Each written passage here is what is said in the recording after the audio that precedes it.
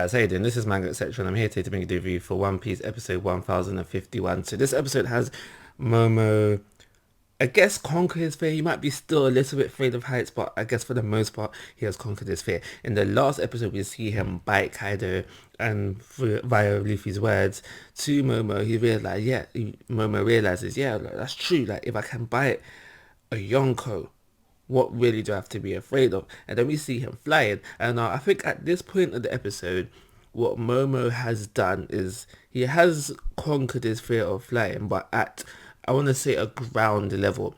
I want to say that he, at that point of the episode, he was very comfortable flying at heights that, if he did fall from, wouldn't break a bone. That's what I guess what's happening there. Because as the episode goes on, when he reaches the ledge of Onigashima, we see again that he didn't have a problem flying, because the height is vastly different than what he was flying at before. He even says to Luffy in the episode, there's only so much I can progress in one day, in a couple of minutes, so like try to understand that the fear is still there. But as the episode goes on, he does essentially fall off, and then Yamato brings him the rest of the way, helping him to come over his fear of flying. He should still be a bit wobbly here and there, but for the most part, he good right now.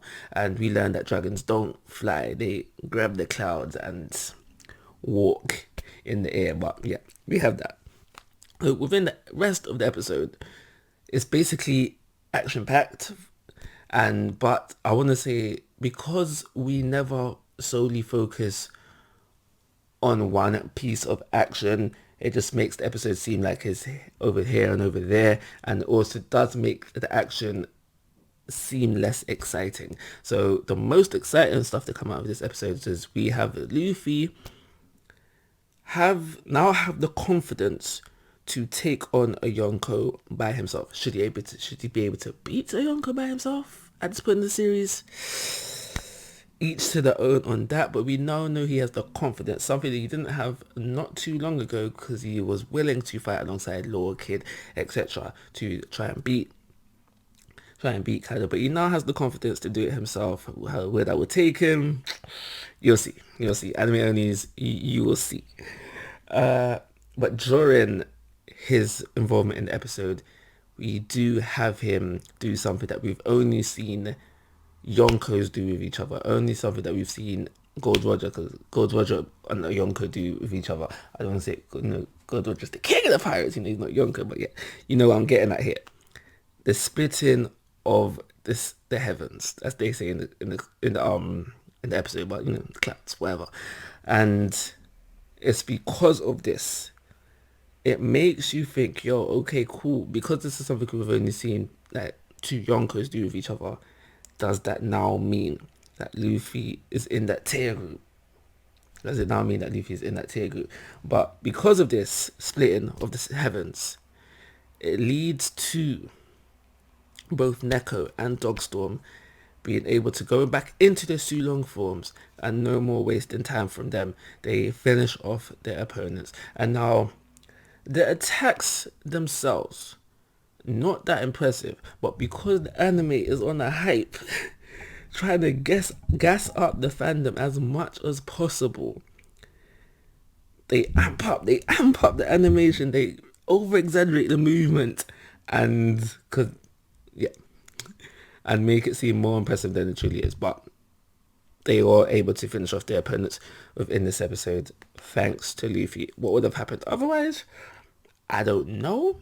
But it was seeming like, Oda was implying, the strength of the Sulong was needed from both of them to able to defeat their opponents. We also do have a look back at Sanji and Zoro within this episode. They are fighting their fights as well, not having no trouble. They wasn't having any trouble to begin with, but it's alluded to, because they have now heard the words of Luffy, now know that Luffy is back in action. It inspired them, and it was said that the moves have gotten sharper. So knowing that the captain's still in the game, they're like, yeah, oh yeah, we're in to go. And in this episode, Luffy was compared to Odin in the sense where he can rally people up together, spur them on, like give them good spirits and all that kind of madness. I guess that's that conqueror's trait.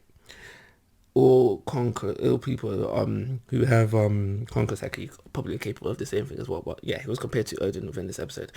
What else?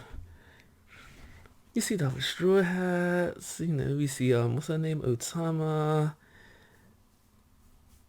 There and there as well. We see Frankie, Radical Beam. But that's it. That's the majority of the episode. So because this episode, it had this action, but it wasn't all of that, and because it was here and there, I don't feel like giving this episode a 3-star rating. Not saying that it was bad, but I just don't think it warrants that rating. So I'm gonna have to give it a 2 on this occasion. So like always, guys, I'm asking for your thoughts and opinions. If you haven't already, please go to my YouTube channel. Most importantly, take care. Have a nice day.